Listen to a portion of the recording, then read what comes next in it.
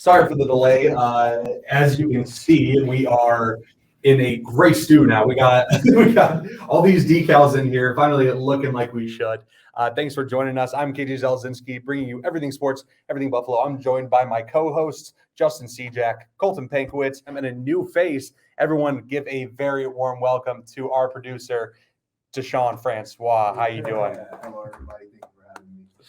All right. So thanks for being here. We are going to dive into more Buffalo Bills news today as we're recapping the preseason game versus the Indianapolis Colts and throwing out some X factors for the upcoming season. But before we begin, remember to like, follow, and subscribe at home for more content from us at Buffalo Sports Insider. You can find it on our website at buffalosportsinsider.com. So, Justin, let's kick things off. Talk about some of this AFC East news that's been happening in the past few days. Yeah, as far as the Buffalo Bills go, we do have a couple things that happened today earlier in the morning.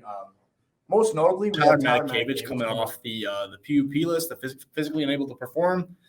He was a guy that core special teamer for a couple of years now, and we'll see some snaps potentially with the gap in the linebacker this year. But he comes off the PUP list this morning, and also notable for the Bills is offensive tackle Brandon Shell has decided to retire. Must have went through camp, must have went through the preseason, and was just whooping him. So he called it a career. He was old. He had 12 years in the league or something like that. So, but the significance behind that is that the Bills were already thin at the tackle position, so it'll be up for some other guys to come in. Maybe we make a deal for another tackle as preseason continues to go on. So that'll be important to watch. And then we have some other news that came out of the AFC East as well. You want to tell us about it, Colton? Yeah, the Jets finally did it. I mean, it was kind of felt like everyone Took forever. Edge of their seats for forever. Signed Dalvin Cook, and then Bryce Hall came off the PUP list as well. So a lot going on in the running back room. And then in New England's running back room, Ezekiel Elliott signed with the Patriots. An interesting feat there. But I want to dip back to the Jets. In my head, when I was first looking at it, I was kind of thinking, and I was like, oh, man, like, what are you going to do? Like a two-headed running back room? And then I thought about it, and there's always the statistics about running backs coming back from, torn ACLs. And signing Dalvin Cook, I think he's having a kid the next couple of days, so he's not going to get there immediately. But you get to take a load off of someone who's coming into their second year and still learning. And, he only played, 7 weeks before he tore his ACL? Yeah. So you got to, break the rust off, get through that before you can hit your stride again. And I think Dalvin Cook is that perfect not crush. It's a 1-year deal, but that stepping stone for Breece Hall to even, step it up to the next level. Exactly. Really interesting to see how it's going to shape up for the AFC East too. Now, I think, again, bringing these guys on adds a little bit of a threat. I mean, sure, they didn't have, aside from the Jets with Breece Hall being a fantastic running back, but I mean, even Ramondre Stevenson over in New England wasn't great. So bringing in Ezekiel Elliott might add some competition. Let me ask you this. If you're Breece Hall or Ramondre Stevenson, two young running backs, do you feel some type of way that they brought most definitely, because I would say that Breece Hall had the chance of being Offensive Rookie of the Year before he even got hurt. Yeah. So the fact that the Jets were able to have a potential Offensive Rookie of the Year and they won Defensive Rookie of the Year at the same time, I feel like Breece Hall should definitely have a little bit of a grit on his shoulder right now, because he knows that he would have had that title and that would have boosted him going into the next season. So Dalvin Cook should definitely look out for Breece. Well, I think the crazy part is that Breece Hall, might have won Offensive Rookie of the Year, but Garrett Wilson.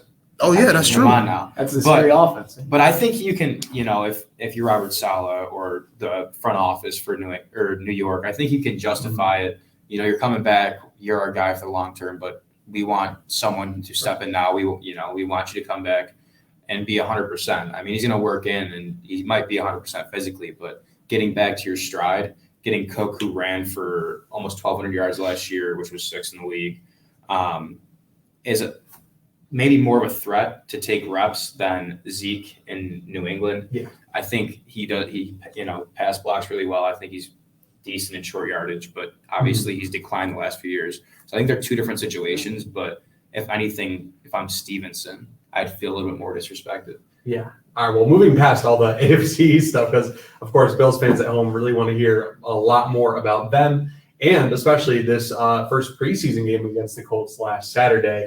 A lot of stuff to unpack and look at here. let's move into our winners and losers of this series. I'll start off with, I think Matt Barkley did a great job. Of course. Not just because Matt Barkley, again, he put up a 93.3% completion rate, 14 for 15, 172 yards, 2 tutties, like doing really good. But it's not just because he had that performance, but it's also because him doing his job as a quarterback takes a lot of the pressure away from these wide receivers. Like, they're able to go out and make their own plays now, and it does a lot more for the evaluation of, again, that wide receiver 3 spot that like is really taking up a lot of space for the position battles. So I think he did a great job. Yeah, absolutely precise. 14 for 15. That's unheard of. Of course, it's a really vanilla offensive defensive look here in the preseason, real early going on here. But I mean, 14 for 15 against NFL talent, that's impressive no matter who you are. Preseason or regular season, absolutely. That's a fact. Easy winner for Matt Barkley. One guy I want to talk about is a guy we mentioned last week, rookie Dorian Williams, the linebacker. We kind of mentioned that he's not going to be really in that instant week 1 starter mix just because he is raw. He's a rookie. He's got to work his way through the system.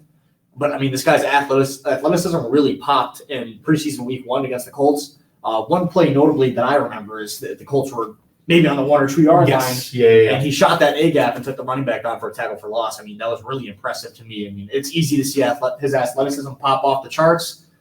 Maybe he does get a look. We need to see how he fares in continuous weeks. And especially in a position right now that is so contested with Terrell Bernard with a hamstring injury and even Tyrell Dodson not having. Let's not forget about Spector as well. Well, we could forget about Spector. No, I'm just playing. But I think, like I said, Dorian Williams in that position is now kind of looking to move up a little bit because he hasn't really been in the conversation. Another guy I want to get a quick shout out to is Ryan Van DeMark, the second-year player out of UConn. Kind of came in as an under the radar guy, not really expected to make some noise. But with this news of Brandon Shell retiring, it's significant to the tackle room now, right? Yeah.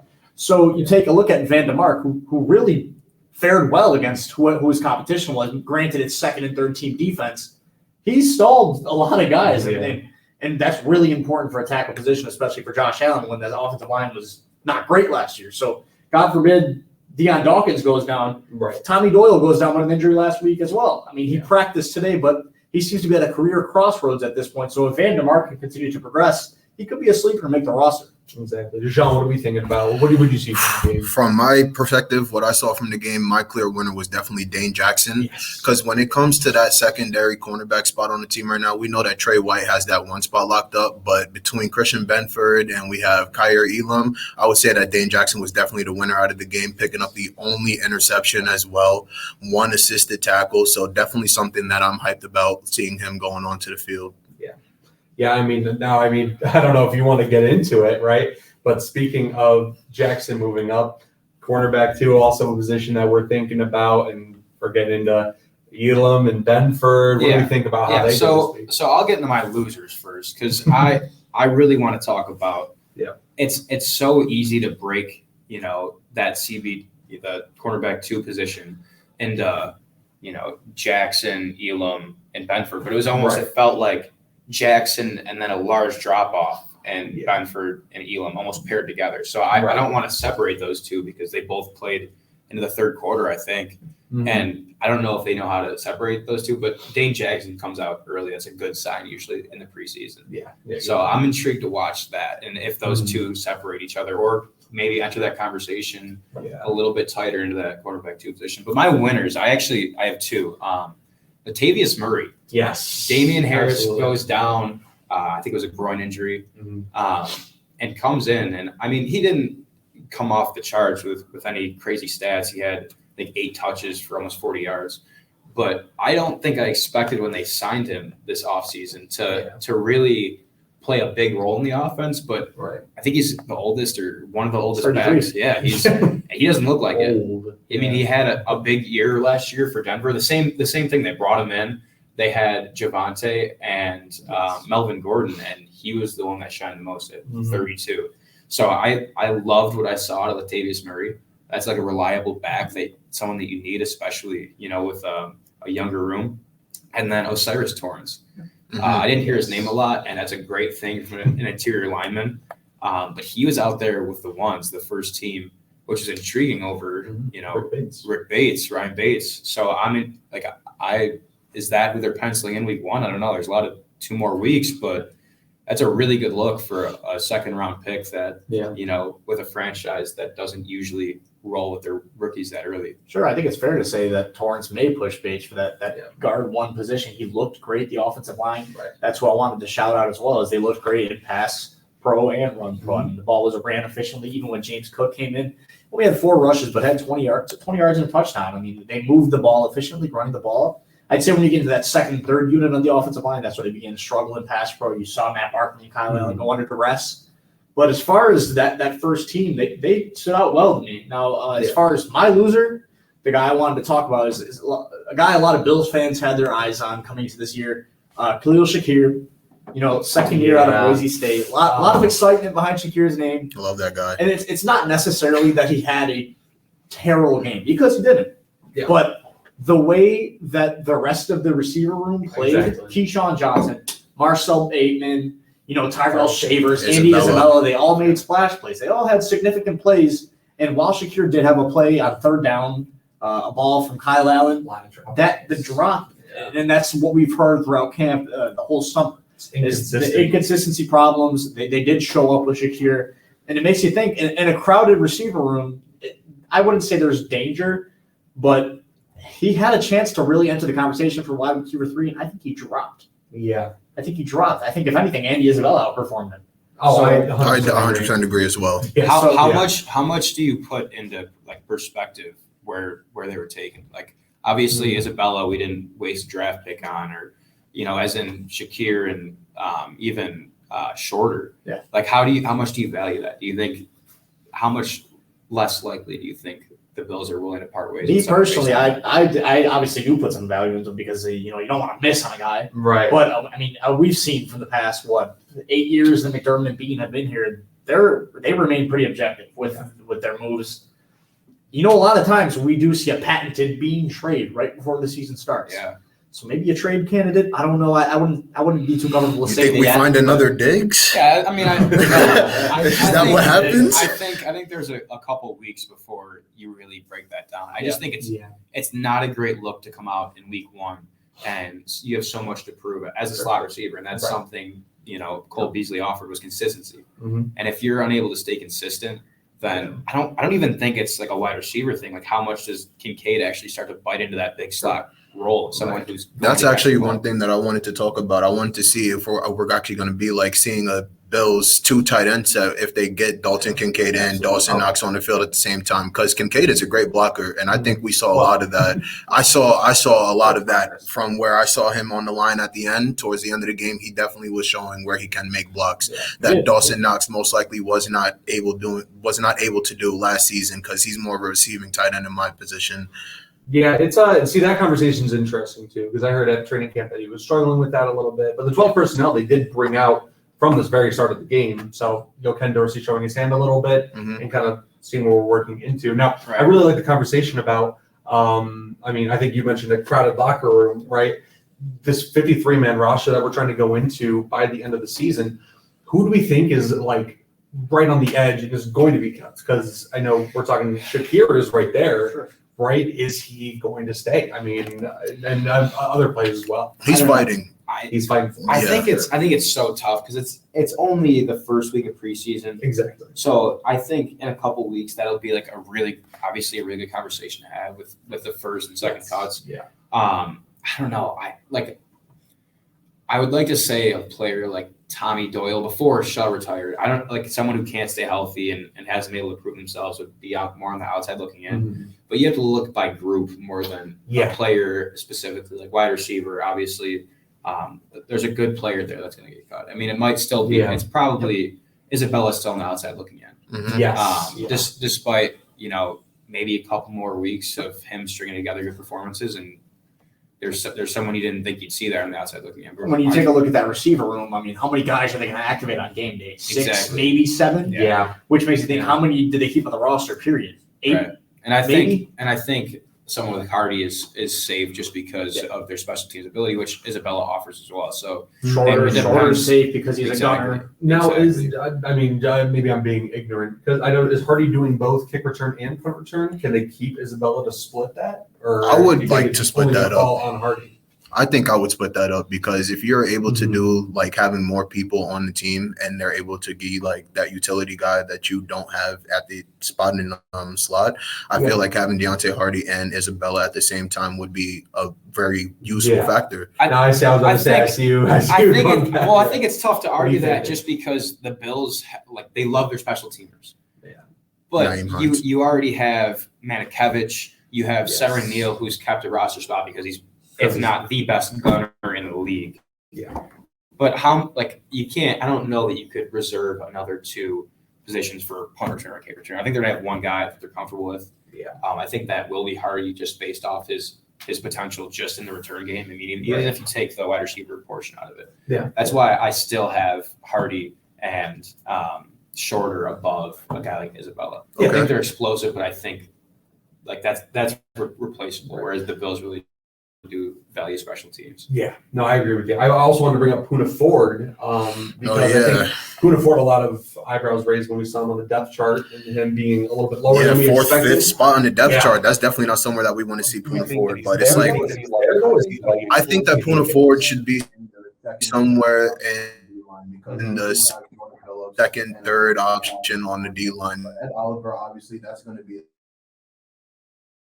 It really has to set his standards against Ed Oliver to see if he really wants to make his mark for being on the team. Sure. Because if he can be like, okay, we need another person That's going to make the stop right now. It's not going to be Ed Oliver. I want that guy to be Puna Ford. That's who I want to see make the team and go ahead and just stride that defense to the promised land that they haven't been able to make it to, basically. I think it's interesting because you're talking about Puna Ford knocking on the doorstep of Ed Oliver and being there, but I thought last week the person I saw that out of was Tim Settle.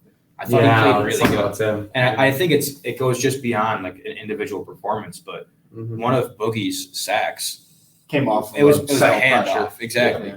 And if you're a player that interior, that's huge to be able to eat up blocks and actually create pressures that right into the arms of a defensive end. You can't ask for anything more than that. I think Tim Settle had a big jump on the depth chart. Like that's a name that I don't think he'll be on the outside looking in per se, but definitely might have a role more than he did last year. He didn't look like a guy that the Bills were excited to bring on the team, but this year, at least out of week 1, and It's a crowded room. It's a crowded defensive Exactly. side. It's so tough. There's so many in there. Of course, Oliver and Jones, they're solidified first team, no matter what. Jordan Phillips, a guy who hasn't been able to stay healthy, but when he is active, he's monster. He's absolutely disruptive, and I mean his sheer size is enough to hold the line as well. Yeah. But yeah, Tim Settle, a consecutive back-to-back plays, the sack and the pressure as well, leading to that Boogie Basham sack.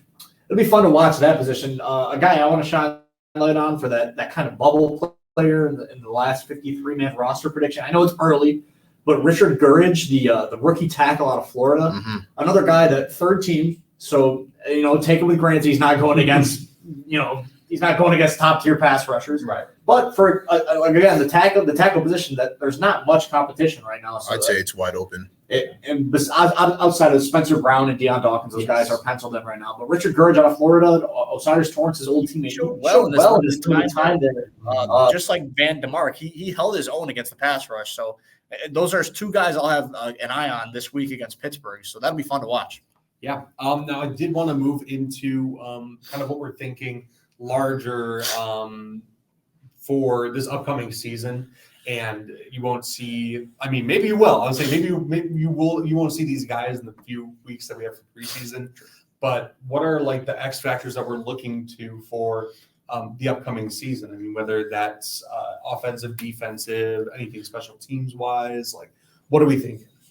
I like Greg Rousseau. a lot. I love Groot. He showed well early on, and it's funny because when he gets drafted in 2021 alongside Boogie Basham, a lot of the conversation was that Boogie Basham was the pro-ready player and that Groot was the developmental guy. However, he stepped in and almost played a pivotal role immediately. I know his rookie year, he had that interception against Patrick Mahomes. His sheer length is enough to impact the game by itself. He takes a step last year. I mean, if he takes another step this year, that's where it could get pivotal for the Bills defense. So we know Von Miller likely not going to be back week 1. It's a stretch. He keeps kind of building it up. I don't see it happening. I don't see him coming off week 1. Exactly. You got Leonard Floyd there as a placeholder, and he'll be fun to watch rush. But if Greg Rousseau can take another step and maybe get to a 10 or 11 sacks, wow, that defensive line takes a massive jump. Well, I'd like to see Rousseau go from someone that gets in the backfield, gets pressures, to actually, putting a sack on the score sheet. That's something that I think last year, I think he had a bigger presence than you'd see on a stat line. But I think it's big this year to actually Finish come away with one. Okay. And against a team like Kansas City or Cincinnati, those are huge. You're going to be in a dogfight for all 4 quarters. Sure. And that's where, a player like Mahomes or Burrow can change the game. Absolutely. You're right. Anything else we're thinking about? Because I was personally, right, I'm excited to see Micah Hyde back. And I think that him and Poyer probably, I mean, you can argue, but I think he's one of the best tandems that I've ever seen. I think Definitely the Bills' best tandem of all time. Bill's best tandem. Yeah, let's say that much. So him and When's the Poyer, last time we've seen that tandem play? Thanksgiving 2021 was, well, at least that's when we had Poyer, Hyde, White all together. Wow. That's bizarre. It's crazy. Like just seeing those guys play, it's electric. So having Hyde back, I think, brings that veterancy to the locker room, which is great. Not to say that he wasn't there last season, but again, to be on the field. I know he was talking to, might have been Bulldog. He was just saying that he was so excited to be back, and it's football season. It's about damn time, Absolutely. So really cool to see him back, and I think he's going to be so influential, not just on the field, but just for the whole team. I think for my X Factor player, I want to see Stephon Diggs do a lot more than what he did last season. Because although he did have close to 1,500 receiving yards with about 1,429, I believe, he only had 11 touchdowns on the season. And we know that with the type of offense that he wants the Bills to run, we need to see him with more touchdowns, because that means that he's getting more targets and more looks. So that's the X Factor guy that I want to see. We don't want none of the stuff where anything in the locker room is affecting his gameplay. We don't want none of the stuff where any of the fans are talking about Stephon Diggs as a diva. I just want to see Stephon Diggs go on the field and hoop. That is what I want to see. Now, do you think that's because of Ken Dorsey's play calling? Like that's something that needs to change, for him to be an X Factor?